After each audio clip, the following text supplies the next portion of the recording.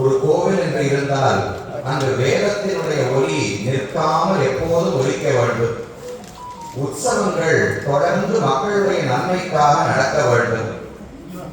இவற்றோடு கூட மக்களும் கூட்டமாக வந்து அந்த பகவானை தரிசிக்க வேண்டும். இது அனைத்துக்கும் மூலம் வேதத்தினுடைய உச்சாரணம் தான். அதில் அன்வயிக்கக்கூடிய பாக்கியத்தை நாம் அனைவரும் இன்று பெற்றிருக்கிறோம்.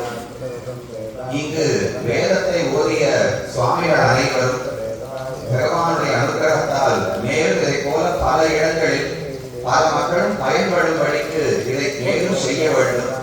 அதற்கு சீதையும் ராமனும் அனுகிரகிக்க வேண்டும் என்று பிரார்த்தித்துக் கொள்ளுகிறேன். நீங்கள் இதை போல் எங்கு நடந்தாலும் அங்கு போய் கண்டிப்பாக பங்கு கொண்டு அது புரிய வேண்டும் புரியவில்லை என்பதற்கு விஷயமே கிடையாது. பகவானை பற்றின ஒரு ஸ்தோத்திரம், பகவானை பற்றின ஒரு நூல் பாடப்படும் போது அங்கு இருந்து பங்கு கொள்வது மட்டுமே நமக்கு போதுமானது.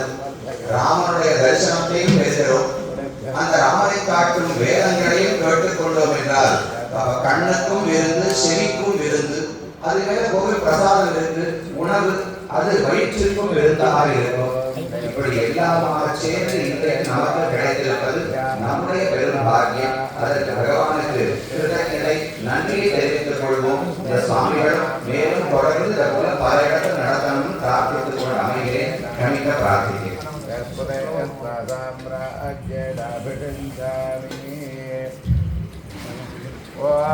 देवास्मै प्रत्येष्टा वरुणराजानो धस्ताच्च मरिष्टाच्च पान्द्रमवाचेतेन भूतानमे ध्यानप्राप्तिधान्यते नमतः प्राचीनं प्रभक्षरिगच्छन्तिरमः येन प्राप्तरितेन भूतस्तेन मे ह्यस्तेन प्रोक्षिवाः